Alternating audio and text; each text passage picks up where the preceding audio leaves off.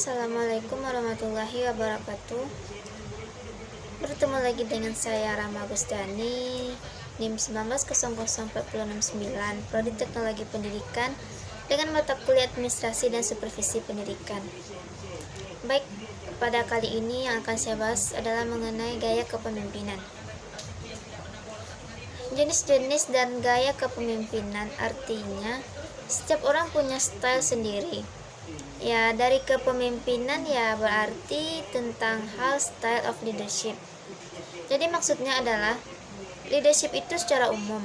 Kepemimpinan adalah soal pengambilan keputusan.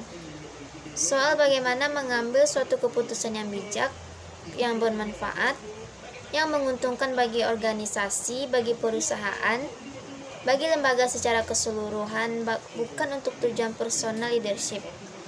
Juga berbicara tentang mempengaruhi orang lain, orang-orang yang ada di bawah kita, yang menjadi pengikut kita, yang menjadi karyawan kita atau pegawai kita.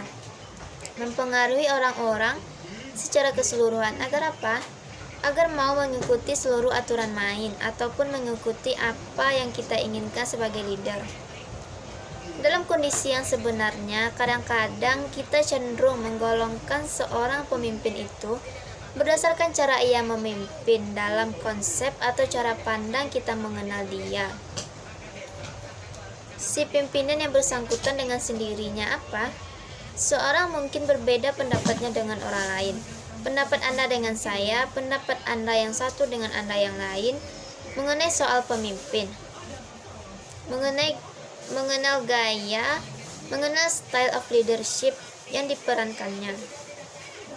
Ini ternyata merupakan satu ringkasan dari bagaimana sebenarnya seseorang, kalau kita bicara soal styling, bagaimana seseorang atau seorang leader atau seorang pemimpin melaksanakan fungsi-fungsi kepemimpinannya, dan bagaimana pada akhirnya ia melihat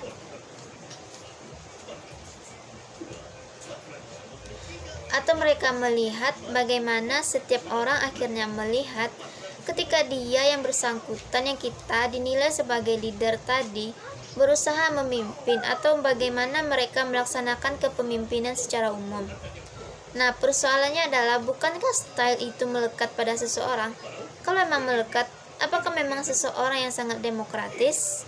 Maka stylenya all of the time selama ia memimpin. Ia melakukan kepemimpinan terhadap seluruh lingkungan lembaganya dengan style yang sama.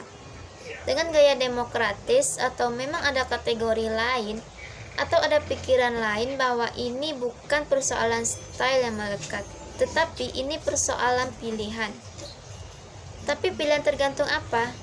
Dan ini kadang-kadang yang perlu kita luruskan, bahwa tidak sekedar melekat style seseorang sehingga style A, maka selama hidupnya, selama ia memimpin, maka ia memimpin dengan style A dan dengan gaya kepemimpinan yang A.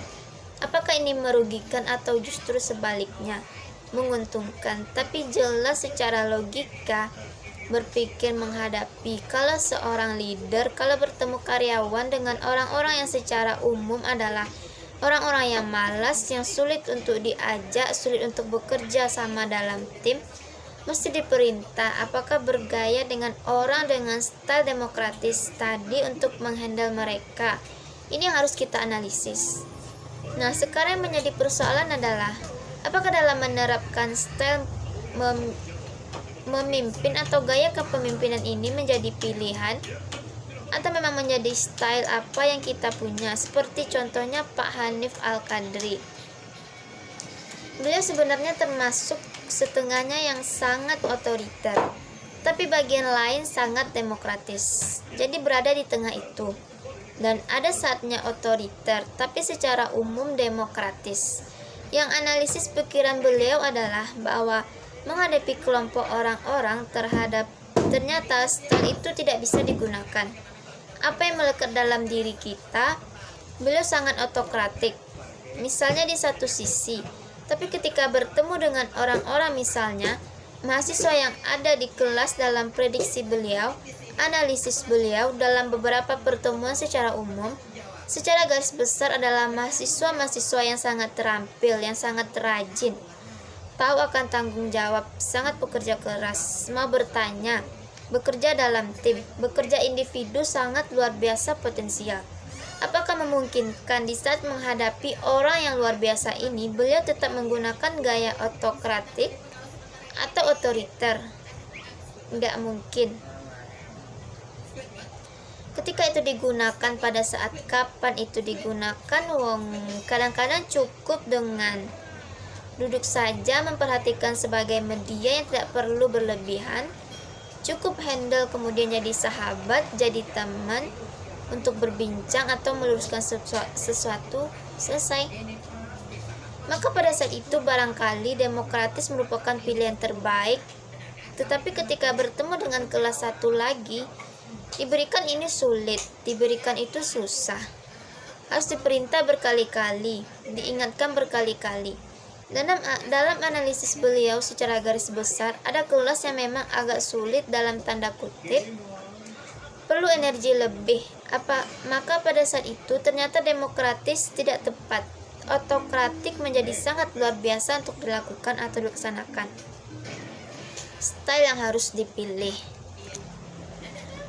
sehingga muncul di pikiran beliau, ternyata yang namanya gaya kepemimpinan itu dalam terapannya bukan melaksanakan apa yang sudah ada di style kita, tapi memilih, menentukan, menganalisis, menyelesaikan style itu dengan siapa orang-orang atau style dari orang yang kita pimpin. Kalau ternyata mereka dengan konteks A, makanya harusnya style yang kita pilih combine dengan style yang melekat di kita, yang mengindikasikan adanya kesesuaian sinkron yang tepat.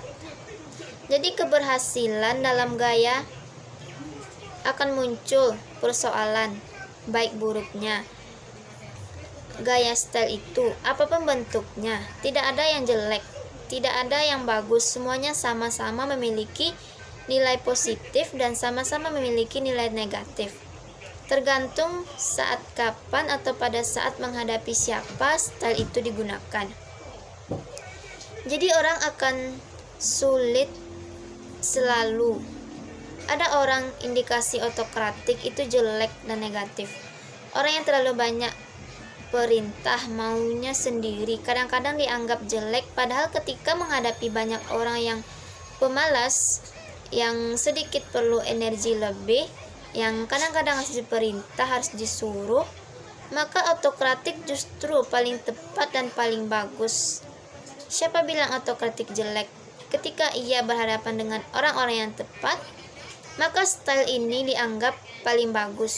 Sebaliknya, siapa bilang demokratis itu luar biasa?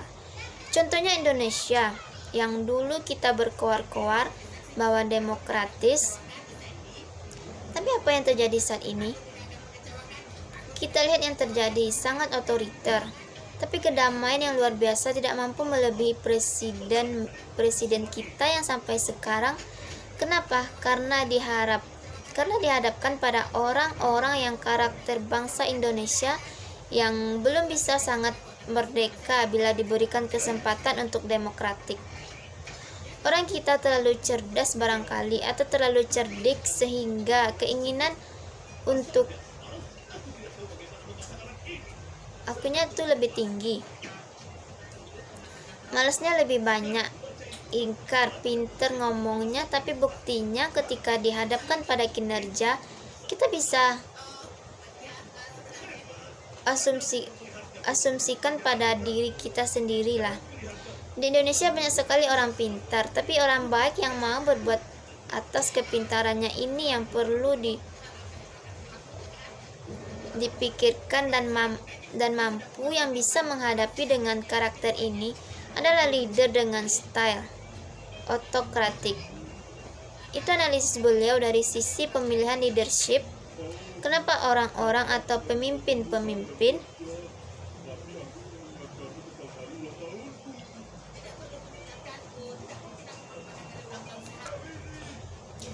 dengan style otokratik untuk Indonesia terbilang berhasil?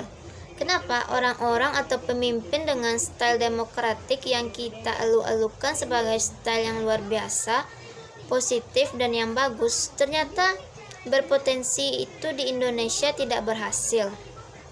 Coba analisis kondisi Indonesia sekarang ini yang terjadi. Maka sebenarnya kalau untuk kepemimpinan dalam tanda kutip, presiden kita hari ini tidak demokratik, paling tidak demokratik secara umum terlihat di luar, tapi sebenarnya otokratik. Kita lihat dua sisi leadership.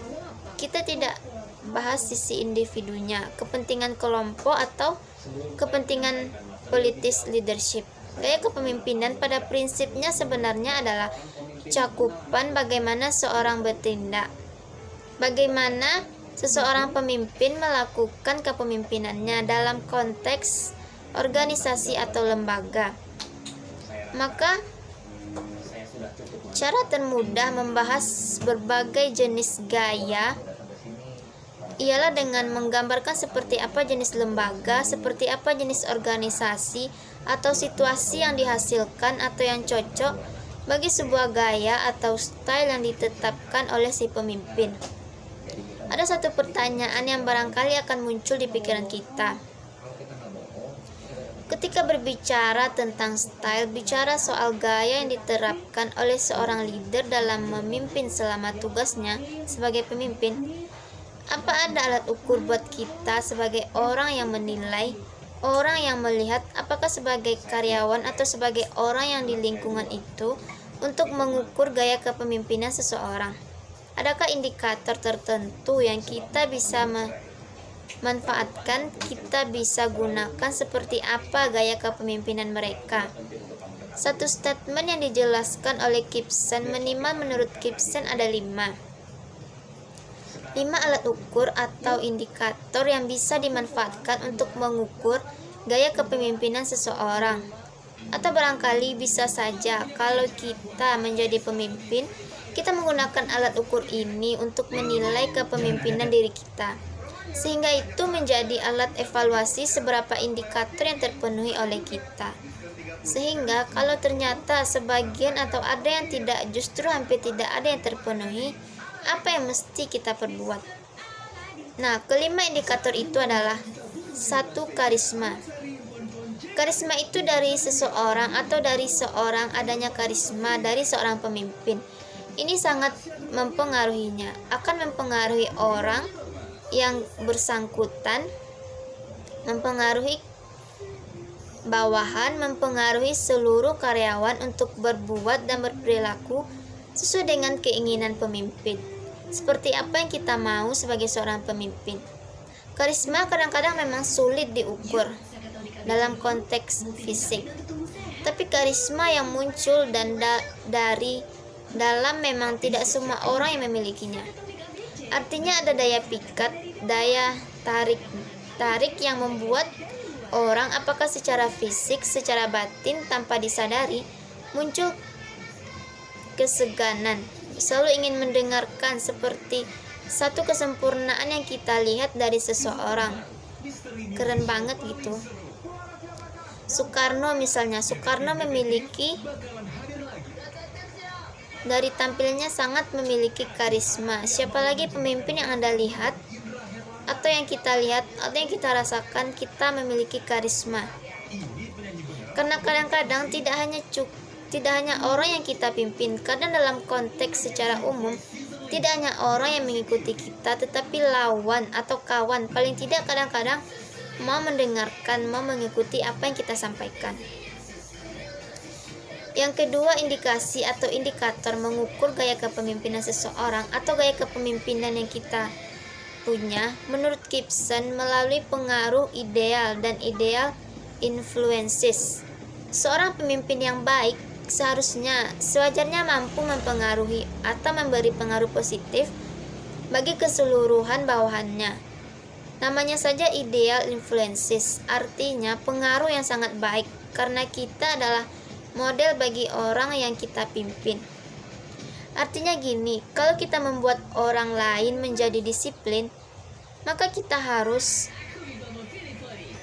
menjadi orang yang disiplin terlebih dahulu. Sebelum membuat atau memberi kebijakan atau statement atau kebijakan itu harus kita yang mencontohkannya dulu. Yang mana ini yang kadang-kadang membuat ideal influences bagi orang yang kita pimpin memberikan pengaruh positif pada bawahan, sehingga apa terjadi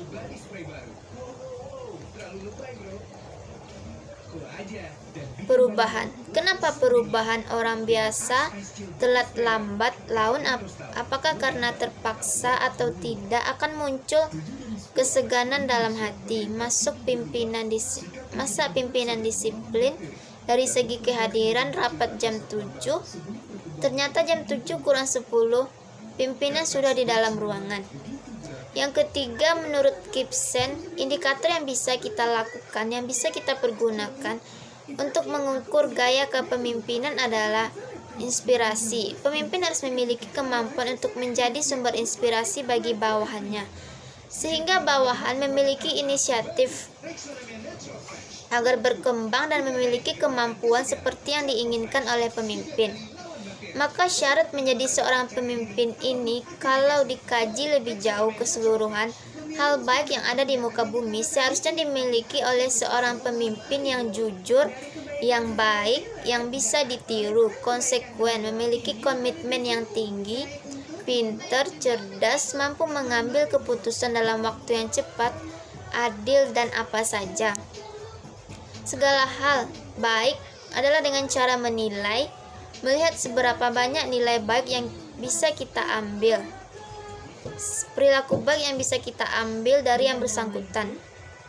Semakin banyak, semakin baik, semakin memungkinkan dia menjadi seorang pemimpin atau seorang leader yang baik. Yang keempat adalah adanya kemauan serta kemampuan secara intelektual dari seorang pemimpin. Dan ini sebenarnya akan dapat menuntun bawahannya, membimbing bawahannya agar lebih maju, berpikir kreatif, positif, serta mampu melakukan inovasi-inovasi, memiliki kreativitas yang tinggi atau perkembangan yang lebih maju. Kenapa intelektual stimulasi terhadap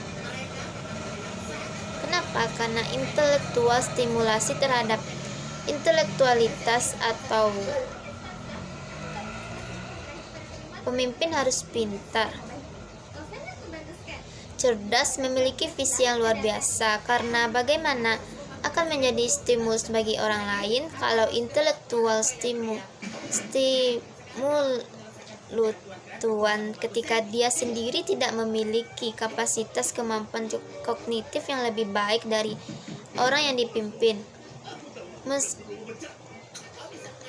Meski di muka bumi ini tidak ada manusia yang bodoh, tapi manusia yang malas banyak, malas bercerita, malas membaca, malas mendengar, malas untuk mengambil experience dari orang lain, sehingga kemampuan menjadi terbatas.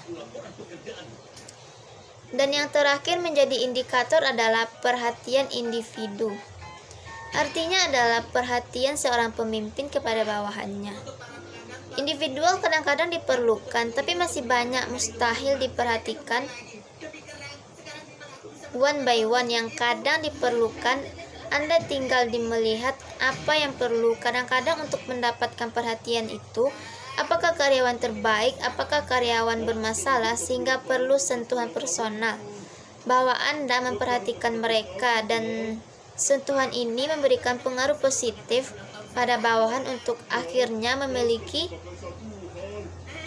loyalitas. Kenapa? Karena ternyata dia yang bersangkutan yang selama ini yang menganggap ini siapa, cenderung malas, cenderung begini, melakukan hal negatif, ternyata dia punya tempat yang diperhatikan oleh pemimpin. Apalagi mereka-mereka yang memang secara positif melihat sesuatu yang baik, yang menguntungkan bagi perusahaan atau organisasi. berikan reward meskipun tidak dalam bentuk materi. Ini disebut sebagai perhatian individu. Nah, sekarang kita lihat gaya dan style of leadership. Jenis-jenis dari gaya kepemimpinan yang sering kali digunakan atau gaya itu memang melekat atau style itu melekat pada leader atau orang-orang tertentu. Karena di setiap kita memang memiliki style yang tanpa kita sadari itu melekat pada jiwa kita. Tetapi ketika kita menjadi leader, bahwa apa yang melekat di kita berarti kita melakukan itu. Kadang-kadang bahwa memang seharusnya pemimpin itu menemukan style itu sangat tergantung siapa orang atau bagaimana orang yang kita pimpin. Style yang kita gunakan harus sesuai dengan siapa kita berhadapan. Ini kadang-kadang menjadi pilihan, bukan menjadi suatu keharusan. Karena memang style itu sudah ada, jadi yang sudah ada itu menjadi penyempurna atas apa yang kita pilih. Ketika menghadapi suatu kelompok orang di organisasi atau di lembaga perusahaan, ketika Anda menjadi seorang pemimpin, nah apa saja gaya dan style leadership atau gaya yang kita maksudkan itu kita telah atau kita coba jelaskan secara umum saja. Yang pertama, gaya itu disebut sebagai gaya atau style kepemimpinan karismatik. Nah, dalam kepemimpinan karismatik ini ada suatu energi yang sangat besar, ada daya tarik, ada wibawa seperti yang kita bahas sebelumnya. Ada daya tarik bahwa yang tanpa disadari, bahkan tidak disadari oleh leader yang kita maksudkan, termasuk kita yang dipimpin. Kadang-kadang kita tidak menyadari, tapi seakan-akan sesuatu itu membuat kita menjadi orang gampang dipengaruhi, mau mengikuti karena sekali dia bicara seakan-akan di pikiran kita itu sempurna dan melihat penampilannya menyenangkan, luar biasa menenangkan. Berarti leader tersebut karismatik dan tidak banyak yang seperti itu. Contoh, Hamka, Agus Salim. Sekarang siapa lagi? Tanpa disadari ada pengikutnya, sangat luar biasa, terlepas like and dislike. Contohnya soal siapa yang kita jadikan orang yang memiliki karisma yang sangat tinggi. Contohnya Habib Rizik. Kedatangannya berupa berapa juta nyawa yang datang tanpa diminta untuk menjemput. Ketika ada satu statement atau satu kejadian, berapa juta manusia sukarela datang dari seluruh penjuru tanah air. Ingat, ini bukan soal orangnya, tapi soal leadership, dan ini cocok dengan yang kita bahas sebagai style karismatik. Itu yang mengindikasikan betapapun hebatnya pemimpin karena dia dipilih berdasarkan satu kondisi yang memang mengharuskan ia memang menjadi pemimpin.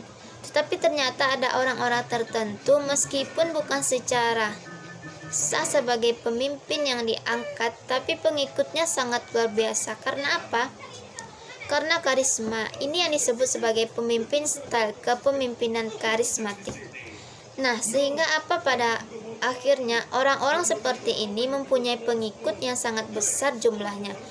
Dan semua pengikut dan semua pengawalnya bisa dipercaya tanpa harus dipaksa. Mereka mau bekerja tanpa dikaji kadang-kadang. Ini karisma. Memang tidak banyak orang-orang yang memiliki itu sampai sekarang pun orang tidak pernah benar-benar mengetahui sebab muasabab orang memiliki karisma itu. Sampai sekarang pun orang tidak pernah secara benar-benar mengetahui sebab muasabab kenapa orang-orang yang memiliki karisma yang besar dianggap memiliki kekuatan gaibkah? Ya, kadang-kadang percaya tidak percaya seperti supernatural power. Karena tidak ada angin, tidak ada hujan, semua orang mau mendengarkan, mau mengikuti. Pengikutnya luar biasa banyak dan kemampuan-kemampuan superhuman bagi pemimpin karismatik ini seakan-akan bukan suatu hal yang mustahil dan diperolehnya sebagai suatu karunia. Karena siapa? Karena karunia Tuhan yang Maha Kuasa. Dia hanya memiliki inspirasi, memiliki keberanian, memiliki keyakinan teguh pada pendirian dan sangat total ketika memimpin. Yang kedua, ada tipe yang kita sebut sebagai tipe atau jenis atau style paternalistik.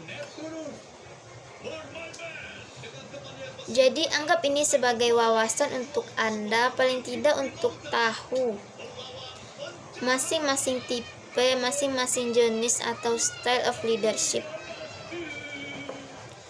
Kedua, yang disebut paternalistik. Tipe kepemimpinan paternalistik. Tipe ini apa yang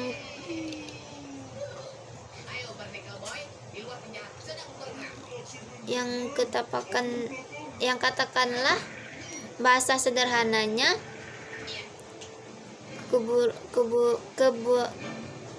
dengan sifat-sifat keburukan secara umum. Seperti itulah tipe kepemimpinan ini dan cukup banyak misalnya. Ya, tipenya style yang dilakukannya oleh orang-orang yang memiliki gaya kepemimpinan ini. Yang pertama, menganggap ini sebagai usia yang belum dewasa, tidak pernah dewasa. Kalau orang tua kita, kalau bapak kita begitu membimbing, mengayomi terus-menerus, kenapa? Karena ada satu titik dia belum percaya bahwa kita mampu melakukannya. Seakan-akan kita masih kecil, meski sebenarnya umur kita sudah seberapa atau anak-anak sendiri perlu dikembangkan. Nah, itu menurut anggapan dari leader dengan tipe ini. Yang kedua, biasanya tipe-tipe dari ini adalah pemimpin yang selalu bersikap yang seperti yang saya lontarkan tadi, pelindung yang maunya melindungi, terus terlalu berlebihan. Kadang-kadang melindungi bawahannya, di satu sisi enak sebagai karyawan, sebagai bawahan yang selalu merasa dilindungi. Bahkan setiap orang kepengen pemimpin memiliki pemimpin-pemimpin yang tipe paternalistik. Padahal untuk perusahaan sebenarnya kadang-kadang memberikan kerugian yang sangat luar biasa. Kenapa? Karyawan atau orang-orang yang kita pimpin menjadi orang yang tidak mandiri. Semuanya serba ditanya ke bapaknya, semua dilakukan oleh bapaknya. Ya, pemimpin seakan-akan pemimpin yang bekerja semuanya harus berdasarkan apa yang dibimbing oleh pemimpinnya. Jadi tidak pernah memiliki kemampuan untuk mengambil keputusan. Yang ketiga, tipenya apa? Jarang memberikan kesempatan kepada bawahan. Makanya mereka seakan-akan mempunyai kekuatan untuk menjadi seseorang dalam hal mengambil kebijakan, mengambil keputusan. Padahal untuk kondisi pekerjaan kadang-kadang untuk hal ini perlu. Kadang-kadang harus ada situasi tertentu yang menuntut seorang karyawan harus mampu mengambil keputusan yang kaitannya dengan pekerjaan. Yang keempat, hampir mirip, tidak pernah memberikan kesempatan kepada bawahan untuk mengambil inisiatif atas satu kondisi yang terjadi di lembaga kerja di perusahaan. Kenapa? Karena semuanya dibimbing, semuanya ditentukan oleh si pemimpin tadi, oleh si bapaknya kita.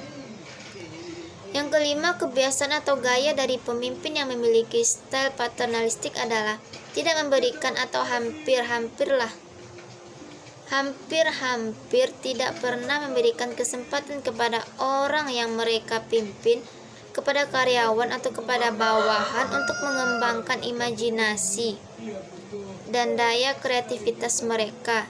Selalu bersikap maha tahu daripada kita. Jadi maha tahu. Jadi ketika berhadapan dengan kita dan maha benar, dia dan yang benar itu ya dia. Dan juga di satu sisi meskipun bukan karyawan, kadang-kadang ini menyenangkan, tetapi bagi keuntungan perusahaan ini kadang-kadang Kenapa? Jelas menjadi orang yang dianggap tidak pernah tahu, sehingga mereka tidak tahu. Gitu. Dan kedua, ingin mengembangkan imajinasinya. Sementara ada tekanan bahwa kesempatan itu kecil sekali diberikan oleh pemimpin dengan tipe ini, maka imajinasi karyawan menjadi mandat. Ya, percuma saja berimajinasi mengambil kebijakan. Apalagi yang tadi memiliki inisiatif cenderung bahwa dengan tipe kepemimpinan ini memiliki inisiatif yang rendah, imajinasi yang rendah, kemandirian yang juga rendah, saking overprotective.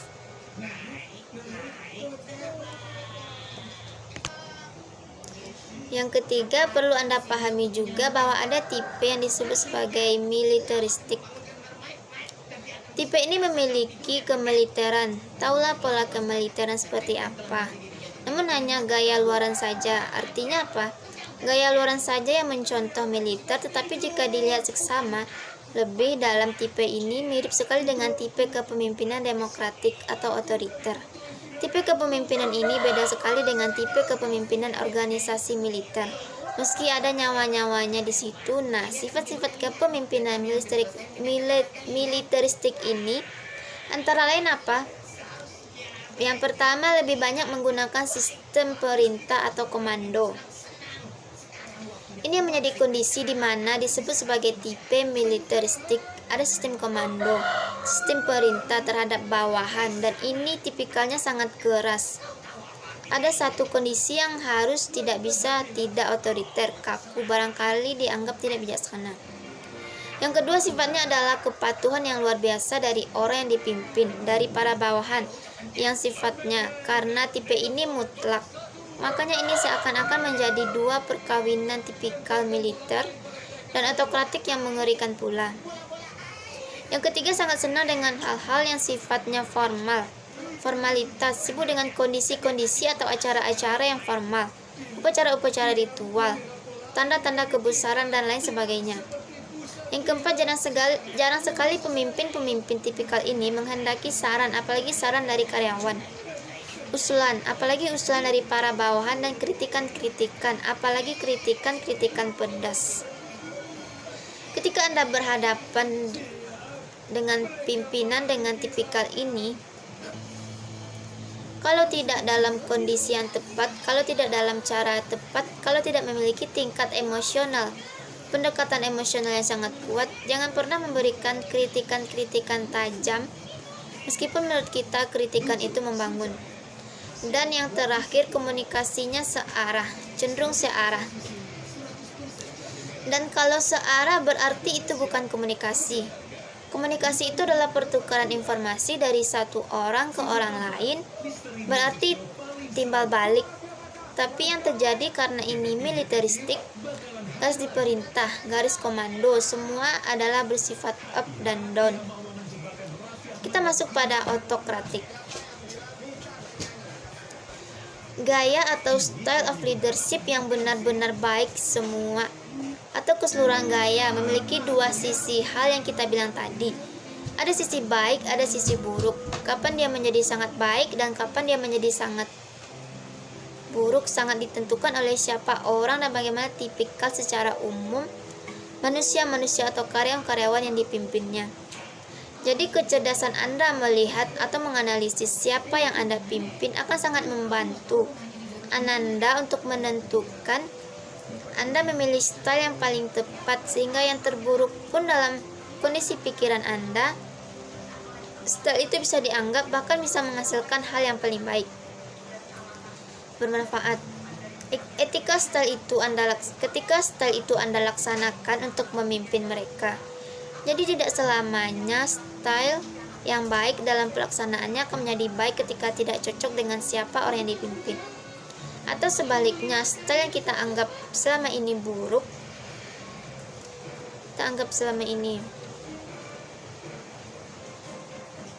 belum tentu juga buruk. Bisa saja menjadi sangat luar biasa efektif ketika berhadapan dengan tipikal-tipikal manusia yang kita pimpin seperti apa. Jadi seperti apa sebenarnya tipe autokratis itu? Kepemimpinan dengan style autokratik atau otoriter ini biasanya mendasarkan diri mereka pada kekuasaan dan paksaan. Jadi karena mereka memiliki kekuasaan, memiliki otoritas, maka dia merasa punya wewenang untuk melakukan paksaan. Dan ini sifatnya mutlak dan harus dipenuhi saking otoriternya. Maka dari sisi lain inilah kadang-kadang kita menilai style ini sangat jelek. Padahal menjadi sangat baik ketika berhadapan dengan karyawan atau orang-orang yang dipimpin itu dengan style yang cocok untuk digunakan dengan style ini. Pemimpin dalam style ini selalu memberikan dan selalu mau berperan tunggal bahwa ia adalah segala-galanya. Dia yang paling tahu, paling mengerti bahwa kondisi ini mereka adalah one man show leader, sangat berambisi untuk merajai situasi ini. Tandanya bahwa seseorang memiliki karakter atau style of autokratik. Setiap perintah dan kebijakan biasanya ditetapkan tanpa berkonsultasi dulu dengan bawahan. Karena dia seakan-akan pemilik segalanya. Kekuasaan atau otoriter atau autokratik atau otorisasi yang sangat tinggi. Nah, yang kelima, kebalikan dari autokratik. Ini tipikal atau style of laissez-faire. Pada tipe ini, kepemimpinan tipe ini si pemimpin seakan-akan sangat praktis, tidak memimpin. Lazy tidak tahu apakah ini kata dasarnya adalah lazy, tapi indikasinya seakan-akan orang malas, tidak perlu berbuat apa-apa. Tapi pertanyaannya, apakah ini jelek satu sisinya? Kalau hanya memaknai laissez-faire-nya, tapi ini menjadi sangat baik. Menjadi biasa saja ketika diterapkan kepada orang-orang yang sudah sangat mumpuni, karyawan yang memiliki ketaatan yang luar biasa, tanggung jawab yang luar biasa, tahu akan pekerjaan, mumpuni dari sisi kemampuan, ya udah laissez-faire seakan-akan goyang-goyang kaki aja jadi pemimpin. Jadi gak ada masalah. Kenapa? Karena orang-orang yang kita pimpin adalah orang-orang yang memang sudah jadi tahu diri. Tapi kebayang gak kalau orang-orang yang kita hadapi adalah orang-orang yang perlu diperintah, orang-orang yang malas, banyak omong, kemampuan rendah. Kita sebagai pemimpin menggunakan tipikal laissez-faire, maka sempurna sudah. Lembaga yang kita pimpin akan segera menemukan titik terburuknya. Tapi ada gak sih orang atau pemimpin tipikal ini? Ada manusia-manusia dengan style yang sudah melekat dengan tipikal laissez-faire. Pemimpin dalam style ini tidak memiliki keinginan memberikan partisipasi dirinya bahkan sedikit pun dalam kegiatan yang sifatnya kelompok atau bersama. Dia sibuk dengan dirinya sendiri, malas-malasan duduk dengan kondisi tertentu. Ya udah, saking percayanya kepada bawahan, ya udah lakukan bagian, ya udah di bagian ya sudah, berikan saja. Toh seakan-akan dia datang, dia tahu ada SOP, ya udah biarin aja kerjakan. Biasanya pemimpin ini adalah pemimpin simbol, hanya simbol doang banyak. Kita lihat kondisi-kondisi sekarang lah. Ada yang simbol sebagai pemimpin, iya, tapi tidak melakukan apa-apa karena tidak mempunyai skill, tidak mau berbuat apa. Begitu juga dengan raja-raja yang diangkat berdasarkan garis keturunan. Misalnya pada generasi sekian anaknya akan menjadi raja, tapi karena tidak mempunyai skill,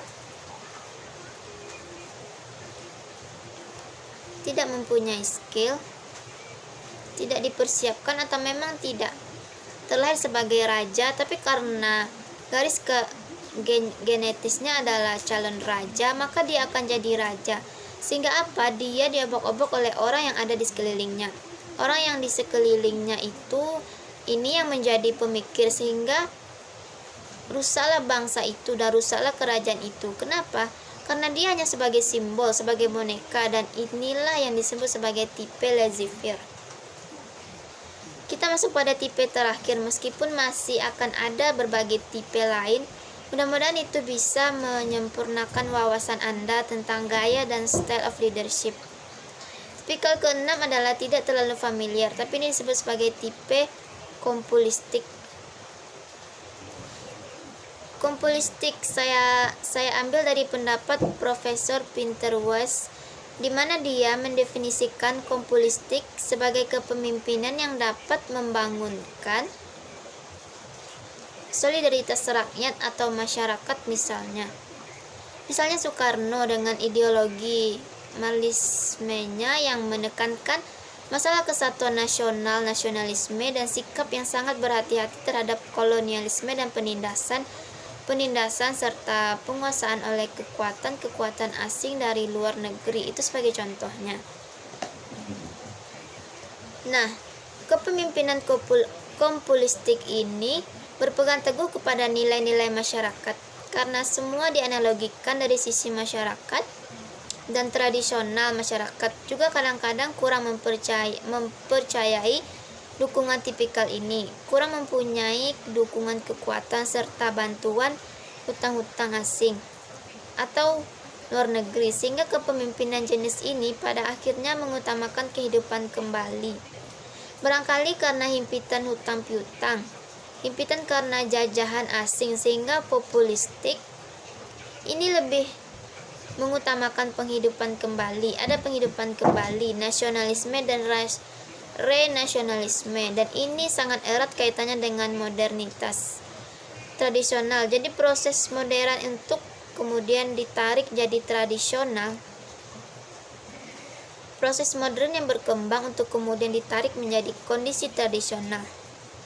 Kenapa? Karena populistik atau populasi masyarakat yang ada di bumi, barangkali itu maksudnya. Yang ketujuh, ada tipe atau gaya administratif atau eksekutif. Ya, taulah dari sisi makna kita bisa jelaskan kepemimpinan yang mampu menyelenggarakan berbagai macam tugas mereka. Tugas-tugas administrasi yang sangat efektif biasanya dengan para pemimpin yang terdiri dari teknokrat dan administrator yang mampu menggerakkan dinamika modernisasi dan pembangunan. Dengan demikian dapat dibangun sistem administrasi dan birokrasi yang lebih efektif, ya diakui atau tidak. Tipikal ini ada. Dan yang terakhir yang sangat populer adalah tipe atau style demokratis. Kepemimpinan demokratis jadi harus dipahami, jangan salah fokus seperti kondisi saat ini. Di tanah air amat sulit mencari demokratis, yang sebenarnya paling banyak itu pseudo-demokratis, padahal dibalik sebenarnya bukan demokratis sama sekali. Nah, kepemimpinan demokratis orientasinya pada manusia dan memberikan bimbingan efisien kepada para pengikutnya. Intinya apa? Ada koordinasi pekerjaan pada bawahan dan penekanan pada rasa tanggung jawab keseluruhan karyawan internal pada diri sendiri dan kerjasama yang baik. Dan kekuatan kepemimpinan demokratis ini bukan terletak pada persen atau individu pemimpin, tetapi kekuatan justru terletak pada partisipasi aktif setiap kelompok. Misalnya ditentukan oleh siapa orang-orang yang dipimpinnya. Baik, mungkin hanya itu yang dapat saya sampaikan. Saya sudah dengan wabillahi taufiq wal hidayah. Assalamualaikum warahmatullahi wabarakatuh.